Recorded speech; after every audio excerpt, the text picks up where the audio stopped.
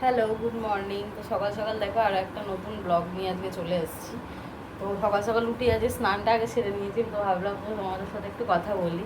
আর তোমাদের দাদাভাই আজকে সকাল সকালই বেরিয়ে গেছে, কারণ সকাল সকাল ডিউটি করেছে অফিস, মানে স্কুলে আর কি। তো ওই জন্য চলে গেছে। আর আমি এখন এই স্নান করে উঠেছি সবে, এবার ঠাকুরের পুজোটা করবো, করে তারপরে ঘরে যাবতীয় যা কাজকর্ম আছে করবো। আর আজকের পেনির ডিম্মা আসার কথা আছে, তো তোমরা কিন্তু ব্লগটা দেখো অতি অবশ্যই। আশা করি তোমাদের ভালো লাগবে, কারণ পেনি তো খুব এক্সাইটেড। এই যে দেখো এইখানে বসে আছি, ওয়েট করছে এসি যাতে ঘাড়ের ওপর ওঠা যায় ডিম্মা এলেই, তাই জন্য। তো এই হচ্ছে আজকের আমাদের মানে হবে আর কি সারাদিন, দেখা যাক। তো তোমরা ভিডিওটা কিন্তু অতি অবশ্যই আগে আগে দেখো, তোমাদের ভালো লাগবে।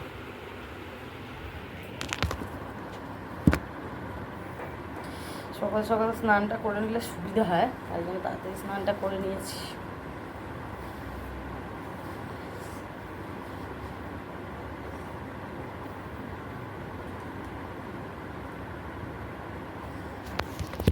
চলো একটু সিঁদুর লাগিয়ে নিই।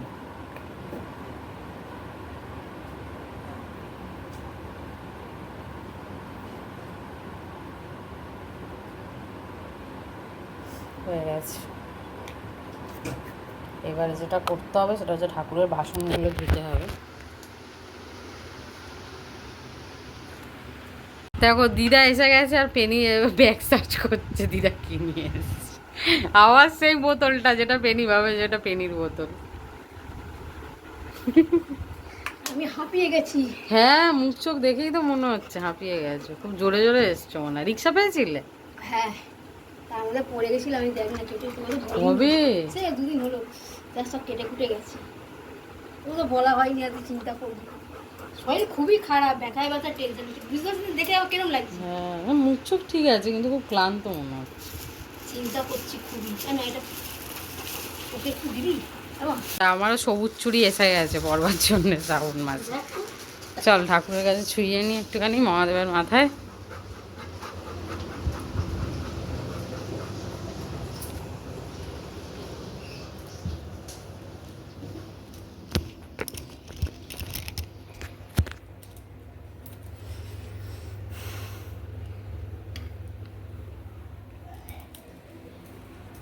পেনি এত অত্যাচার করে, মা এলে মানে বলার মতো না।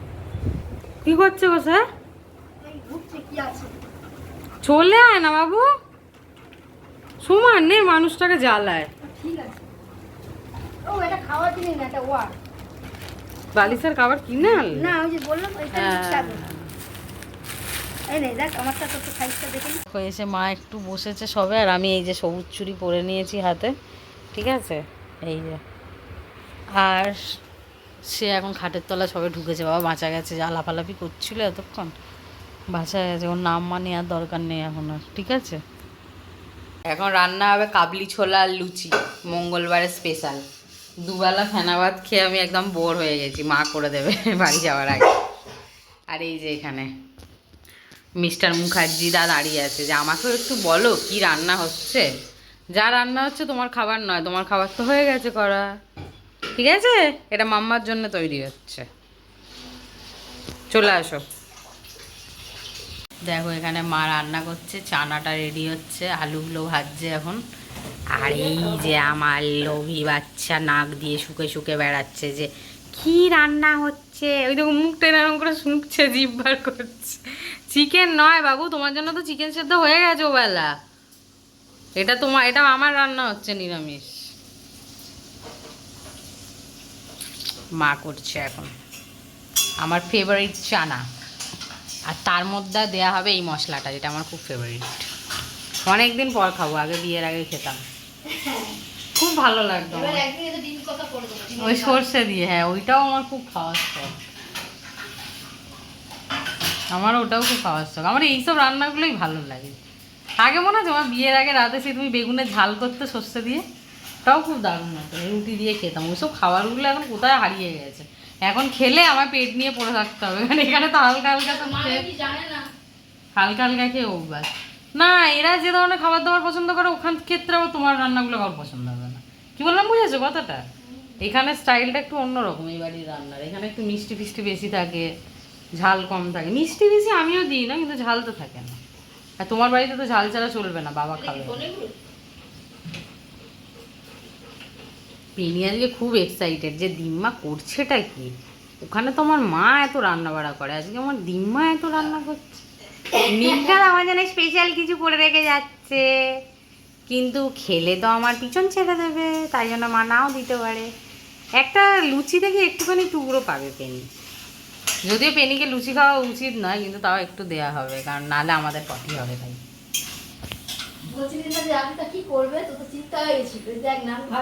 না, আমার ওই মানে ফেনাবাদ থেকে এক্সপিরিয়েন্স।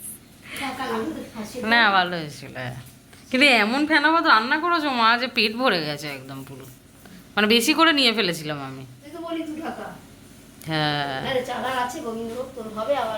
আবার মঙ্গলবারে আমি নিয়ে নেবো। আমি তো সমানে মঙ্গলবার থেকে ওই ফেনাবাদই খেয়ে যাচ্ছি 2 দিন ছাড়া ছাড়া। সোনু বলছে এইবার তুমি খালি সমানে ফেনাবাদ খাচ্ছ। আমি বললাম হ্যাঁ, ভাল লাগে খেতে। না, ওরা থাকলে মাছ ফাছ বেশি হয় তো তখন আর দরকার পড়ে না।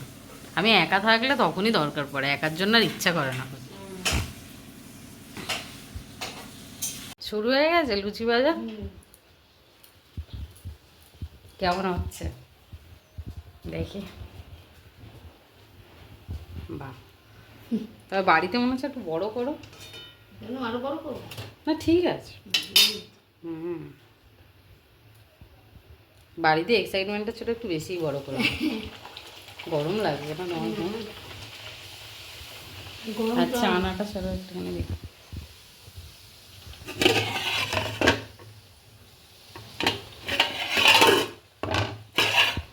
চানা গন্ধ বেরিয়েছে ভালো, অনেকগুলো তো বেলে দেবো।